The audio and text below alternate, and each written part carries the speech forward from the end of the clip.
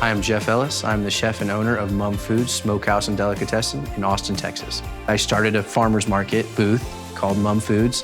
One of the first products that we had at our farmer's market booth was sourdough bread. We noticed that there was nobody selling barbecue at these Texas farmers markets. It didn't make sense to us, so we added that on. I was blown away by how many people in Austin, Texas were craving pastrami. And the way we were doing it was special because it was cooked like Texas barbecue. I was born in Texas, but would spend summers with my grandparents in New York City. My grandfather would commute to work every day on the Lower East Side, just a few doors down from Katz's, which is one of the most famous delis in the world. I think he spent a lot of his lunches there eating corned beef, eating pastrami, and so I think that got into my bloodstream from an early age.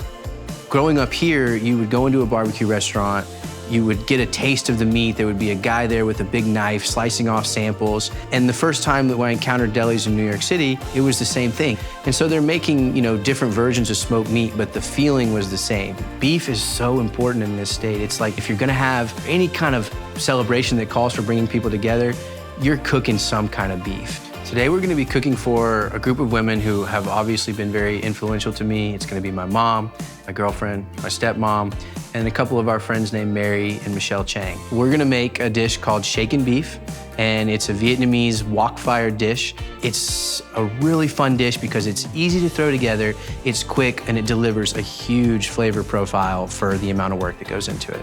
What we have today is some really, really lovely ribeyes. I love that rib cap. I love the texture it provides. It's gonna caramelize better. It's gonna take that marinade better. But you can tell by the fat content and the marbling on this ribeye that it's just gonna be wonderful. My family requests this dish all the time. What we love about it is that, as Texans, we love beef. And so it hits on those big beefy flavors. This is one thing that if I wanna make my mom happy, I know I can count on this recipe. One thing I love about Vietnamese food is that they oftentimes will pair bold and strong meat flavors and beefy flavors with very bright and fun herbs and herb salads and acidity.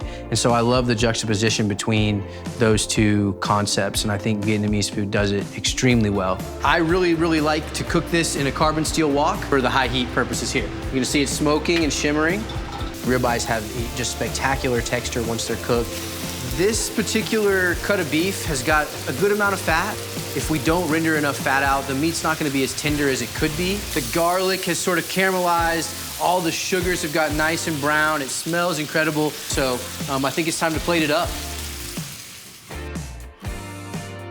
Dinner's ready. Oh, wow. Why don't y'all come over and eat? And I just wanna thank everybody for joining us, and hopefully you enjoy the food as much as I enjoyed cooking it for you. I've always been sort of hungry. I've loved to cook. I love to taste and experience new things. To me, food is so much about how it makes you feel.